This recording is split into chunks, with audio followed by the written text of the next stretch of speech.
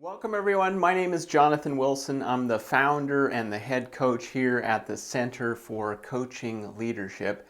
And we help leaders and managers just like you turn your work groups into teams, and then we help you coach those teams to remarkable results. So today we're looking at the introduction, the overview to the coaching leadership, introduction to coaching leadership. Join me here at the Vibe board. We'll break it down.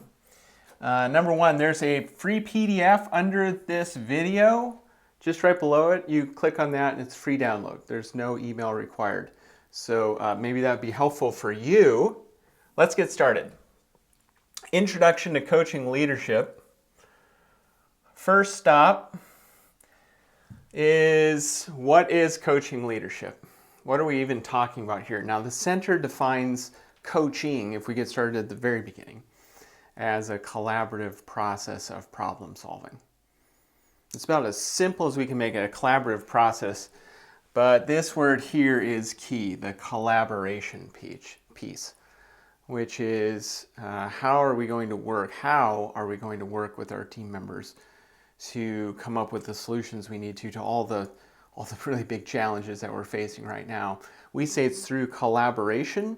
That term gets tossed around a little bit too freely. We have a very specific meaning when we talk about collaboration and a style of collaboration. If we go a little deeper here and we look at what is coaching leadership, this is an active and intentional process of developing a team.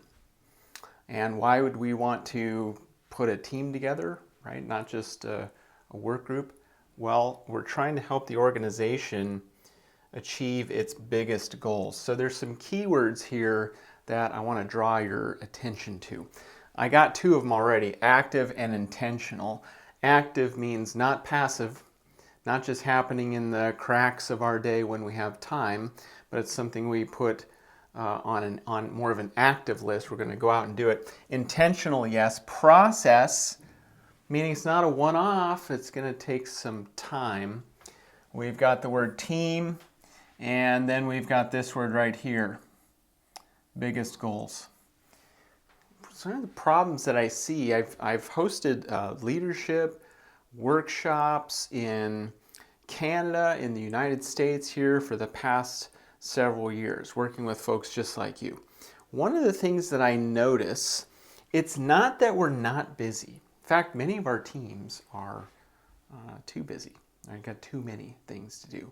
One of the things that I see, though, is that we're not focused on the biggest goals necessarily, the ones that are really hairy and audacious. To talk, to think about like Jim Collins might think about it. We're doing things for sure, and super busy for sure, but are we really moving the needle? And that's the promise of having this team. If you want to have a work group, that's fine, but it's more of a challenge to really get to those biggest goals. Okay, so active intentional process of developing a team to achieve its biggest goals, and it assumes two things. One is that you want such a thing called team, and there's a distinction between team and work group. And for me, I don't want this. It's helpful to, it's the default to get started, but it's not where I want us to continue. In fact, that's the default for many of us when we start working, is when we join up in our departments or in our sort of sectors maybe, or our divisions, or whatever you want to call it. It's really just a work group, a collection of people all working together. And there's a distinction between that and a team. What else does it assume? It assumes that, don't miss this, assumes that you care. And caring doesn't mean, 60 hours a week.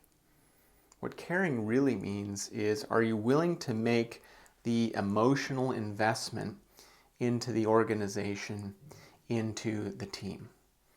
Or do you want to keep it at more of a transactional level, right? Strict separation between emotion and work.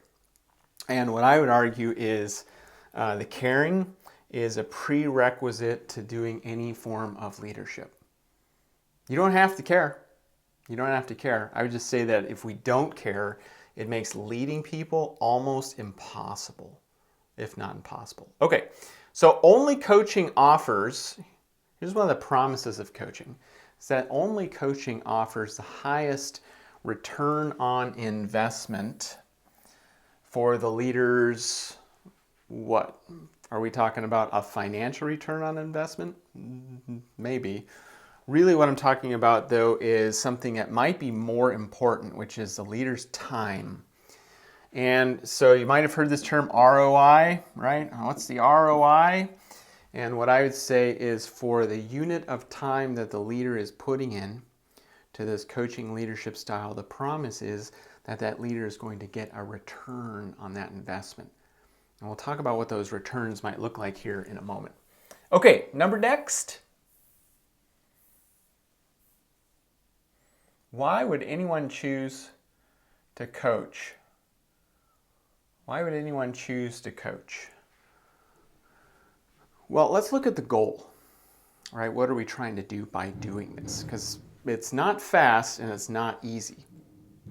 Sorry to say, right? I don't know if that's got you running for the hills, but it's not fast and it's not easy. But it does do something, right? It offers that highest return for our time. What's the goal?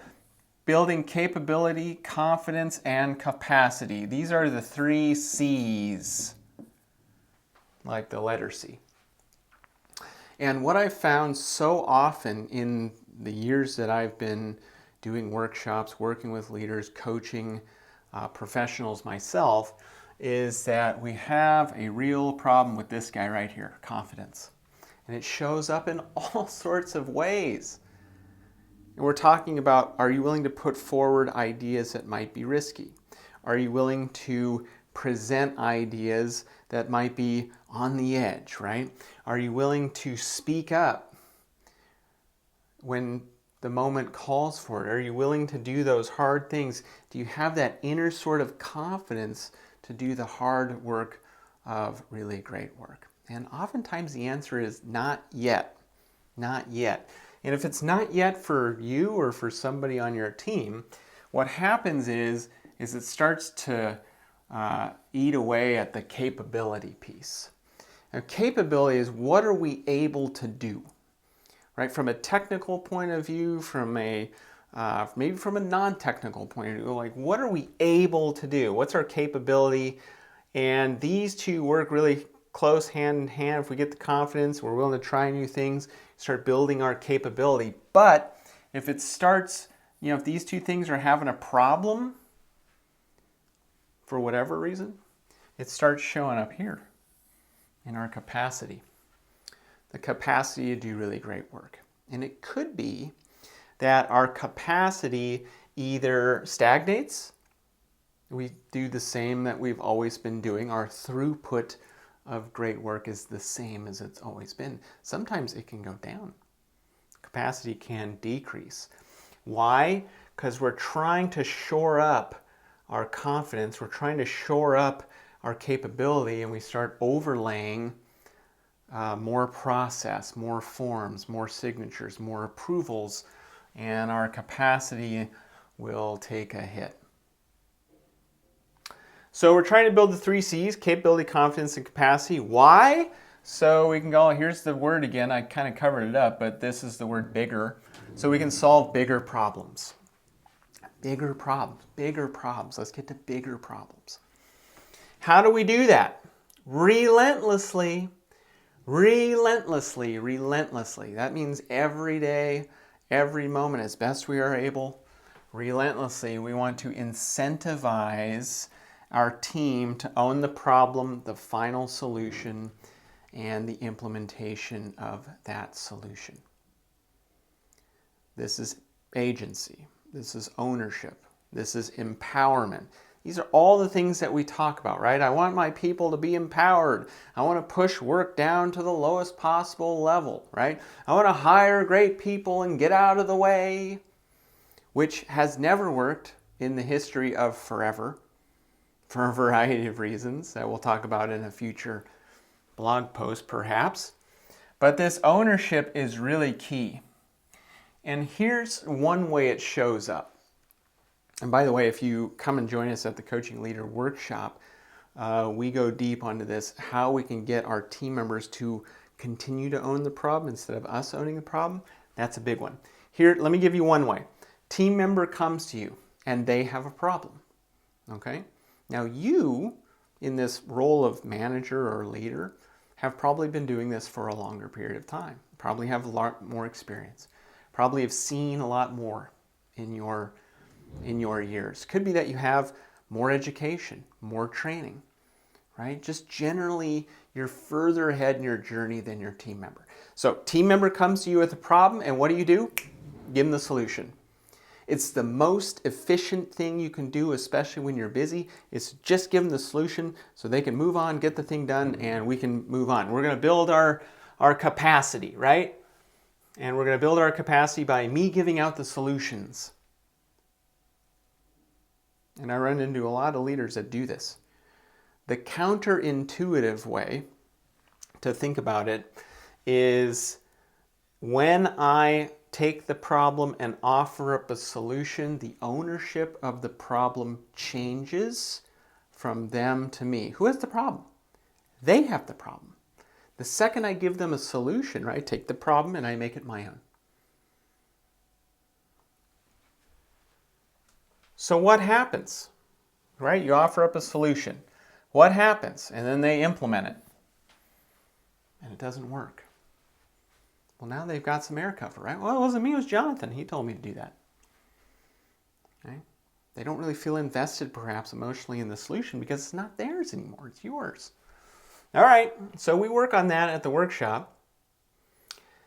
Here's where we're trying to get at through the coaching leadership style. This is why the center, part of the reason why we exist in the first place, part of the reason that I'm dedicating my life energy to this, right? Making this thing go is because only through coaching do we help our team members develop their unique thinking and their full contribution.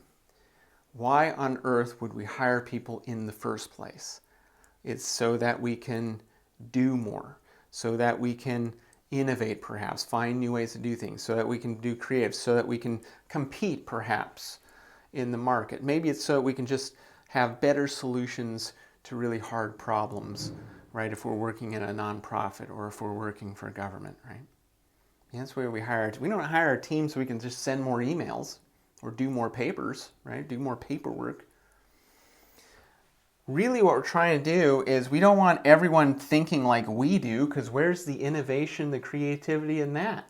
I don't want a bunch of me's running around because I'm not going to get to the best solutions. I want their unique thinking and I want their full contribution.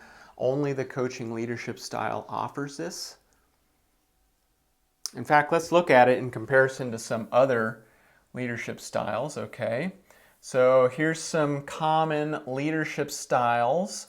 And a leadership style is just a way that we go about doing this leadership thing. It's how we interact. It's how we bring about results when we're talking about leadership. Okay? It's a style. It's how we do it.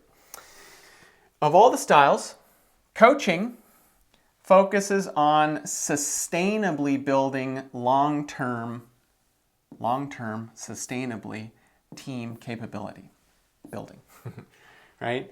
So what we're trying to do is sustainably build long-term team capability, which means getting better, being able to do more, and that only comes when we're able to solve problems, get creative in those solutions, bring about the innovation that we're looking for. So this is about sustainably building long-term team capability. There's some other ways that people lead, and it's not that these are wrong. It's not even about right or wrong. In fact, some of these are fine, right? They're fine. The visionary leadership style, that's great, right? I think about Steve Jobs, and I think about the iPhone, and I think about the iPad, revolutionary designs, right? That came about. I think about democratic sort of organizations where they're looking for buy-in, 100% buy-in. We're going to make choices as a group, and this will get us some buy-in. Maybe you operate in a bureaucratic sort of style, which is we're going to follow all the rules to minimize risk. Here's servant leadership style. You may have heard of this. Perfectly great, just fine leadership style. It's not that these is right or wrong. I'm just talking about effectiveness over time. Effectiveness over time. Effectiveness over time. The reason I love the coaching leadership style, the reason we think it's number one, is because it makes a daily investment into the future of the organization. What is an organization? Collection of people, right? Hopefully all working toward a common goal.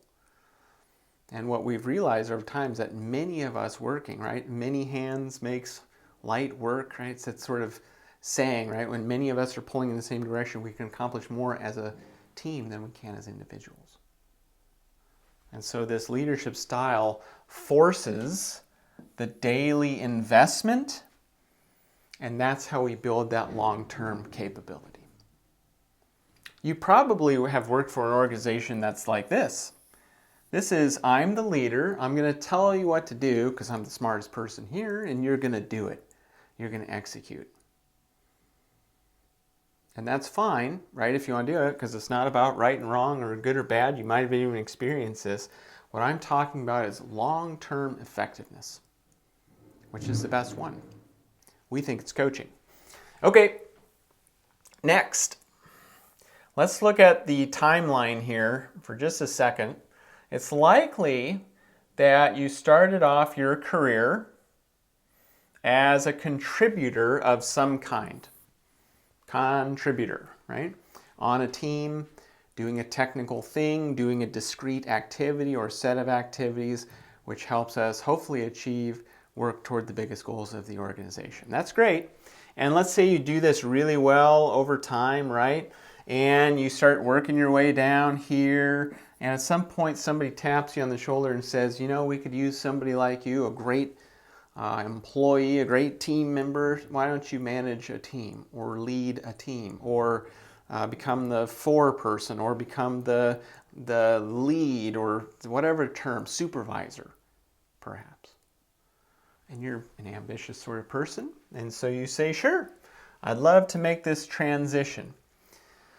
And what they don't tell you is that all manager roles, at least those that have people in your charge, have this secret element of people, right? And so making this leap from contributor to manager is not about you having just a new title.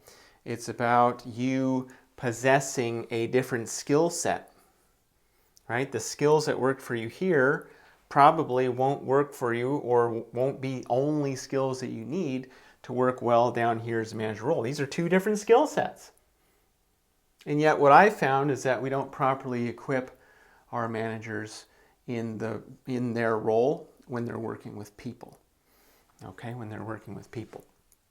And so when we make this transition, most of the work that we do is external. This is a relatively short period of time before you pick up the capability, right, to become a manager, the ability to manage well. A lot of this is what we call external, which is like, this is about spreadsheets, forms, time cards, right, different sort of methods that we use to manage, measuring KPIs, key performance indicators, stuff like that, right? These are going to be things that we look at. Now the problem comes about, when we try to manage people just like we manage tasks or processes. So we put people sort of in the same role or in the same sort of place in our mind as tasks. Well, I'm going to manage people. And I don't know if you've tried that, but it doesn't really work. It doesn't really work. In fact, there's a longer period of time here, okay, relatively longer period of time for us to make this move from manager, title, right, of manager. Maybe we've gotten the external skills. We know how to sort of monitor and measure Management, I always think about as like measurement and operational sort of things. Okay, we're starting to move our way down the timeline here. What we really want, if we have people in our charge, if we are managing both tasks and we have people in our charge, is we need an element of leader. We want to manage tasks and lead people. And here's the rub. Here's what they didn't tell you, perhaps, when you accepted that management position. That's likely leadership is built into this position, whatever this title is. Okay? And leadership, the work to become a leader where you feel like authentic, where you feel like not an imposter, all of that work is internal. Management work is external. Leadership work is internal. What are your values? How are you going to show up? Emotional intelligence, interpersonal skills, communication. You can't spreadsheet your way to leader. It doesn't work. I wish it did. It'd be a lot easier. And that's why this takes so much longer period of times, because we're building up these internal skills. So here's what I want to leave you with on this, in this particular model here, okay? Which is, I hear a lot from managers. They talk about, I want to motivate my team. How do I do it? And we talk about, bonuses, and we talk about benefits, and we talk about, carrots and sticks and stuff like that, because all of that is motivation. Motivation is a manager mindset. It's not bad. In fact, some of these things that we do to motivate, like pay people, are really important, right? The benefits are really important. But motivation only gets you so far.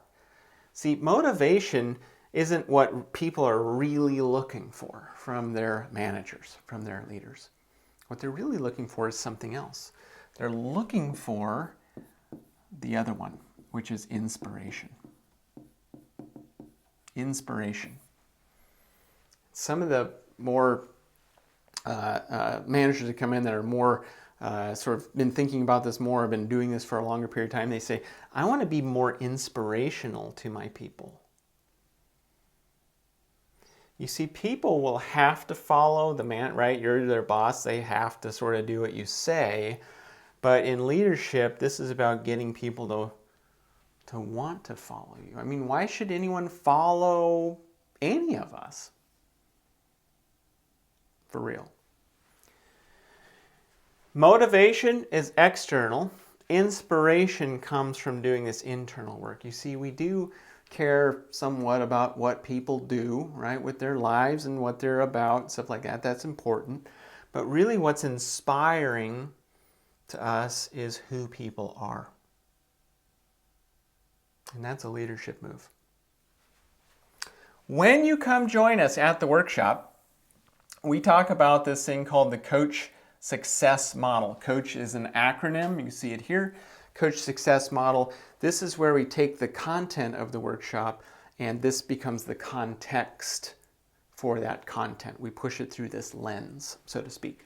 So we've got the care, so Coach Model, Coach is an acronym. C is for care. Do you care? We talked about that earlier. Are you willing to make an emotional investment in the organization, the team, the mission?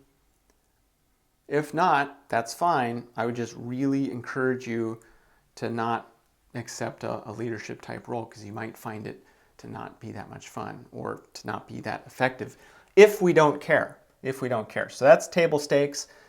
Next one is being organized. And what we say is you got to know each team member personally. This whole thing about business and personal and leave your feelings at the door and all, it doesn't work. It never has worked. And it's certainly not working now. We need to know them personally, but we also need to know how our organization fits into the bigger whole, how it fits into the industry, how it fits into the competitive landscape. See, we need to be organized such that we have this information at hand. Yes, numbers, figures, KPIs, that management sort of stuff is important to figure out where we're at, and we need to know who our team members are as individuals. Where are their unique strengths? And where are their less than strengths to be developed, right? So we kind of know the big stuff, yep, and we get into the details as well, having that level of organization. Now, I know I'm giving you a lot of what here, like what, and you might be like, well, how do I do this? Like, how do I show that I care? How do I become organized? The hows are all in the workshop. Come join us. Why haven't you come join us yet, right? I want to meet you. Come join us, Coaching Leader Workshop. This is where we get into all the hows. Care, organized, A is adaptable. I don't know what the deal is with some managers, some supervisors, looking to systematize people the same way they systematize processes and tasks. Doesn't work. It's never worked, right? We keep trying to make it work, pound people into square pegs, into those round holes sort of thing, and it just doesn't work. So we want to be comfortable and expect the daily challenges. Every single day, there's always stuff that comes up, things that we need to make changes on. Big stuff, and even those small, like little audibles, those little calls that we make right in the moment. We need to be comfortable with that stuff. We need some flexibility. We need to embrace change. Not just change like logically, like, oh, I know change happens, right? I mean, we all know that logically, but somewhere between like here and here, that idea of change gets lost. And there's usually, oftentimes, for me too, by the way, resistance to change. But we want to embrace it. C is for creative. Can you create? Right? The guiding sort of ideology, purpose, mission, values, yes. Or can you see it at least, what it is if your organization hasn't defined it? Can you communicate well? Are you sure? Right? Because this is harder than it looks, and we do a whole bunch on communication in the Coaching Leader Workshop. Here's the inspiration word coming up again. Are you encouraging ideas? Are you willing to experiment? Are you willing to give new ideas a try? Even ideas that maybe we tried 15 years ago and they don't work, but now we're in a new paradigm, maybe they will work. Are you willing to try stuff like that? Okay, last one is healthy. All right, healthy. Role model self-care. Do you do that?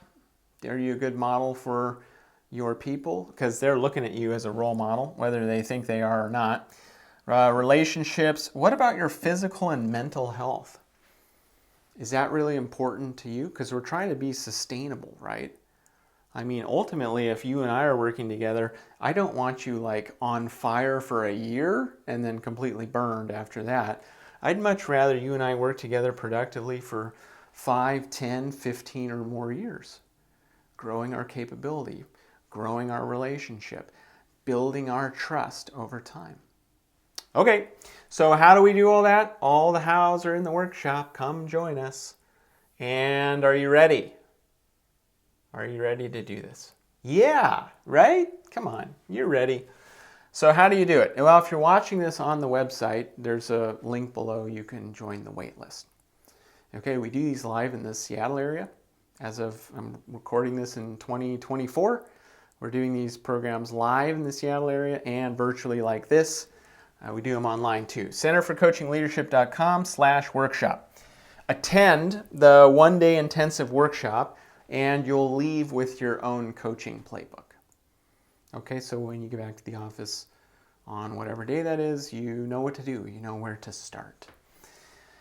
The bonus is you get access to the center's online portal. And this is where the training and support continues because coaching is not fast and it's not easy. We give you a jump start here with the one-day workshop, and then we want to support you over the next year with trainings and resources and other things to help you on your journey to become a coaching leader. Next, last piece of this, you become this sort of leader. Now just ask yourself, like, what do I want in the people who are leading me? Like if I had a choice, not outside of work, just in general, if I had the choice to follow somebody, what do I want from them? What do I want? I think what you'll come to in your answer, maybe not, but what I think you'll come to is that you want somebody who will win your heart.